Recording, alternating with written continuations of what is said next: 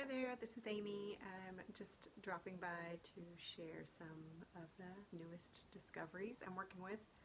A lot of times the things that I want to work on or need to be working on or am going to be working on show up in my dream space first. Answers to prayers perhaps, or just guidance or next steps. I feel like the dream space holds information for a lot of different facets of a reality. So for this part, in my dream, I was like very distracted and was trying to be creative. Actually, I'm a hairdresser, and so at work, they showed me myself moving around a client, but never like being busy doing other things besides working on my client. And I'm currently writing a book, and as I've been writing a book, I've been watching TV or listening to videos or doing other things that keep me distracted. I'm not saving time and space to fully be engaged in the project that I'm in. So I've spent a lot of my time so far in a space of like not grounded, been very, very ungrounded. Sorry, I don't know what that light. See if I can move that so it's not so weird. Right there, my eyes. So anyway, so I've been seeking a place of groundedness, and in a way that I can relate to and that I understand, that I can mentally understand and connect with, and then actually live.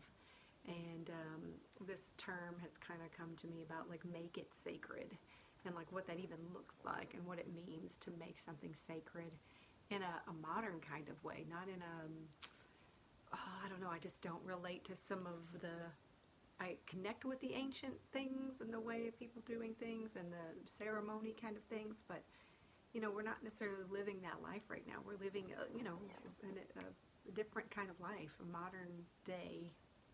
So I'm looking for a modern day groundedness and sacredness. And I remember the first time I saw it was a man who was living pretty well. He's been successful in like making money and acquiring wealth and things like that. But I noticed something, and when I say that, I imply that he's found his way to be successful in the earth realm, like figured out the way to play the game. And there was something very intentional and deliberate in the way he moved. Even when he was making breakfast, it was the first vision I've had of something sacred that wasn't spiritual. And he didn't even know he was probably doing it. But it was a very natural way for him to be in the present moment. And I hear this all the time: be here now, be in the now, be present, honor the present moment. And like sometimes that just feels so woo-woo to me even, that it doesn't relate because I can't make sense of it in my day-to-day. So I've been actually trying to make this video, by the way, this is the third time trying to do it, and I realized that I wasn't making it sacred. I was not truly spending the time to sit here with you and share as much as I could. I want to make it fast, right? And that's not sacred. And sometimes if you only have a certain amount of time, you just got to give your attention to that thing for as long as you have. So I have made this space kind of sacred. I've been looking for a place in my home that I can connect with every time, and actually create an energy imprint on this space in my home that becomes comfortable, and it becomes sacred. It becomes sacred because I have all these sacred things that I connect with and that I love. And that's what sacred is to me. My home is sacred because I surround myself with beautiful things that I find beauty in. With plants, like living beings, and things that I can nurture and care for. The crystals that I'm around, the statue, like the artistic nature of this reality is fantastic. And of course, love. I've made this my own little tiny sanctuary in my home where I can come and sit and share. distraction has been very, very big part of my life, because I don't know if it's a detachment from my body. I feel like I'm, in a sense, descending into my body. As my spiritual nature ascends, my energy also descends back into my body, and I've had a struggle with that for quite some time. So what it looks like for me, being present and making it sacred, I've recognized it, had glimpses before where, like, I'm painting a house, right? Like, I'm painting the walls. I do not like painting the wall part, right? It's big, it's overwhelming to me, it doesn't really make a difference. You know, I don't know, there's just nothing for me to, like, focus on, right? But when I paint trim, man, I love it, because I desire, by the way, to be very precise about it, but it calls my attention completely forward and in the moment, and it's unusual for me to be able to do that. And so it was one of those really rare moments. I'm like, oh, why do I like to paint trim? Well, because it pulls me into my body, very much into the present moment. So using that as an example, I've started trying, especially during this time of, isolation, or to find ways to continue that practice, and making everything I do sacred, which means honoring what you're doing when you're doing it. You're not thinking about anything else. You're literally present in every moment. And for me, it's been easier to start with, like, little things like making breakfast and then eating my breakfast. I put my phone down and I turn the computer away, or move it to a completely different room. I've actually tried to move everything in a position to where I have to gravitate towards it, so where my phone and my computer aren't at the breakfast table. And it keeps my area and space nice, and it keeps the energy in that space clear, so that I can sit in front of my windows and look outside and eat my breakfast and just have a sensual experience of my breakfast. The things that I taste, and the smells and the textures, and, like, really holding space for this gift of food that goes into my body. Making the prayer over the food, right? Really changing the vibration and frequency through prayer and gratitude of the food before it enters my body, and then it enters my body in a higher experience, and that's a win-win.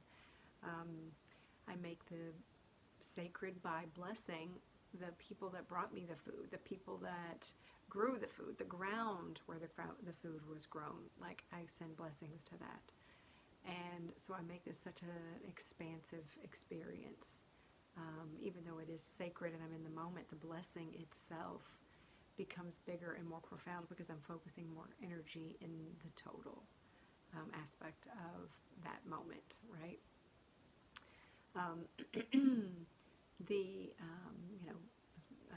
Washing your hands, like, it can be as simple as that. Like, as much as we're washing our hands these days, be present in washing our hands. And, currently, for a lot of people, their lives become very limited, so it's a little bit easier to get into these kind of practices. Place I also find it is easy to find that sacred feeling, and making it sacred is in creativity.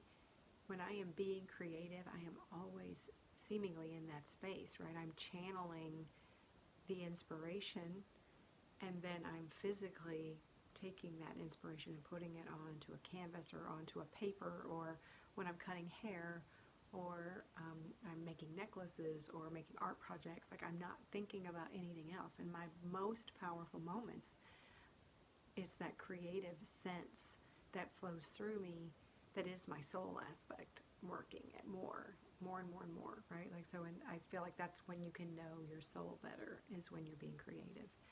And there is no room for distraction when you're being creative.